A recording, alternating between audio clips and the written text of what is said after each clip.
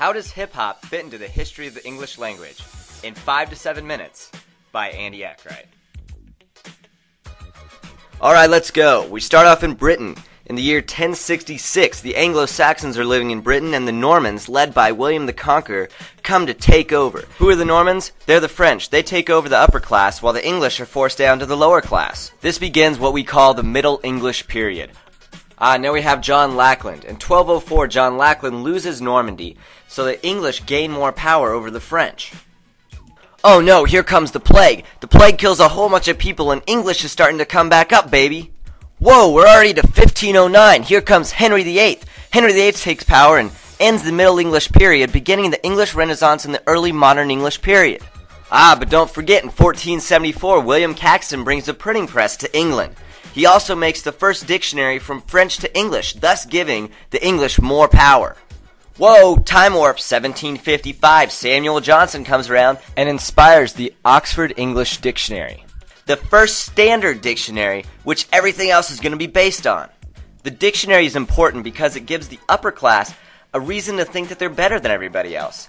And it's a reaction to guys like William Shakespeare and Thomas Eliot, because they were making up their own words. We have to put a stop to this. Hey, let's make a dictionary, aka a standard for the upper class. Now this was really good for hotshots like Daniel Defoe. He wrote Robinson Crusoe, and Jonathan Swift, he wrote Gulliver's Travels, because they knew all the words, so already they were better than everybody else. La-di-da. But wait, we have Joseph Priestley. He says, no way, Jose, language is relative. And then we have Benjamin Franklin. He's all about this, and he supports Noah Webster. Noah Webster wants to create an American English to identify ourselves. But John Adams is having none of this. He wants to start an academy to teach the standard. Oh, but wait, here comes Thomas Jefferson. Thomas Jefferson is all about creating new words. He even created new words like belittle and dollar. And he's even on the nickel. Eat that, John Adams. So what does this have to do with hip-hop? Everything! Let's start off with the griots. The griots were traveling singers and poets from West Africa. Now, as part of slavery, they came over to America, and when they did come over, they brought some of their traditions with them. Now, these traditions eventually translated into the slave spirituals. Follow the drinking gourd.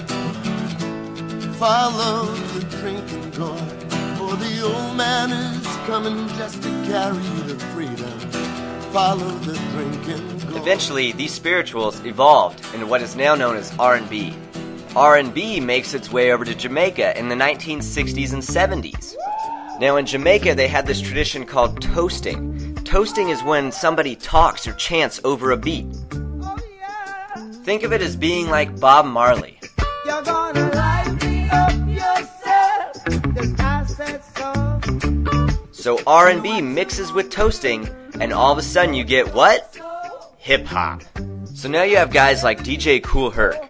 DJ Kool Herc is from Jamaica, and he brings his talents over to New York and mixes them with the American music. How does he do it? With turntables, of course. So now this whole cultural group has a way to identify themselves and separate themselves, just like our founding fathers.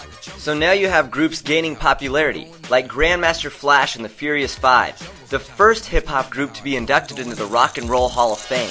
A child is born with no state of mind, blind to the ways of mankind. God is smiling on you, but he's frowning too, because only God knows what you do. Hip-hop is really gaining its voice, and so the powers that be, aka the man, tries to bring it down, just like the Europeans tried to bring down American English.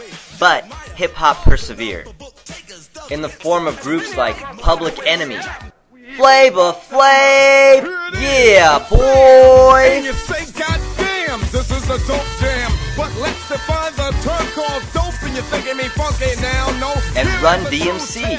Hip hop and you don't stop. I rock on, baby, bubba, to the boogie, the bang, bang, the boogie to the boogie, the beat. Now what you hear? And LL Cool J. Do you think I meant to hurt you? No.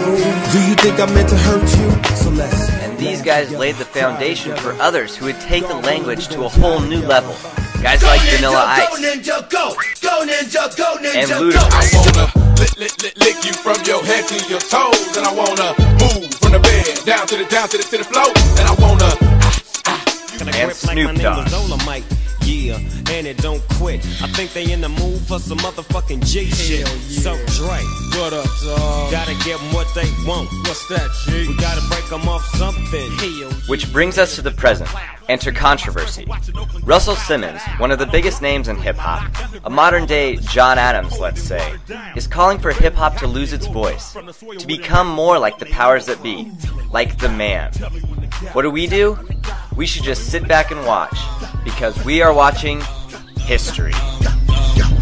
Tell me when they